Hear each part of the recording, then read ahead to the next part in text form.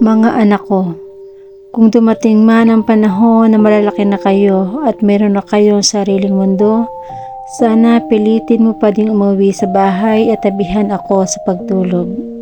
Kung dumating man ang panahon na makisuyo ako sa mga bagay na hindi ko na kayang gawin, sana sundin mo ako. Kung dumating man yung panahon na mabagal na akong maglakad, sana alalayan mo ako sa paglalakad.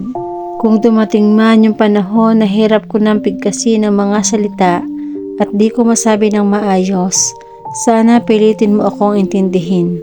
Kung dumating man ang panahon na makakalimutin ako, sana ipalaala mo sa akin ang lahat ng maayos. Kung dumating man ang panahon na hindi mo na maintindihan ang ugali ko, anak, pakihabaan mo ang pasensya mo. Sana habaan mo ang pangunawa mo. Gaya ng mga panahon na hinabaan ko ang pasensya ko tuwing hindi kita mapatulog nung sanggol ka pa. Tuwing kargak lagi kita dahil ayaw mong magpalapag. Nung panahon na inalalayan kita sa paglalakad, hindi ako umalis sa tabi mo sa bawat hakbang mo upang maalalayan kita kung ikay matutumba. Nung mga panahong hindi ako natulog pag hindi ikaw ang katabi ko. Dahil gusto ko yakapin kayo. Kumutan kayo.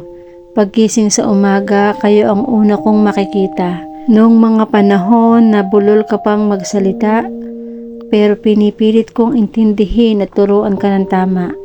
Noong mga panahon na ang dami kong ginagawa, pero gusto mong makipaglaro. May mga gusto kang kunin na hindi mo kaya. Mga anak, huwag niyo sanang kakalimutan lahat ng aking itinuro. Ipamana mo ito sa aking magiging apo. Dumating man ang panahon na wala na ako, lagi mong iisipin na ikaw ang pinakamamahal ko sa mundong ito.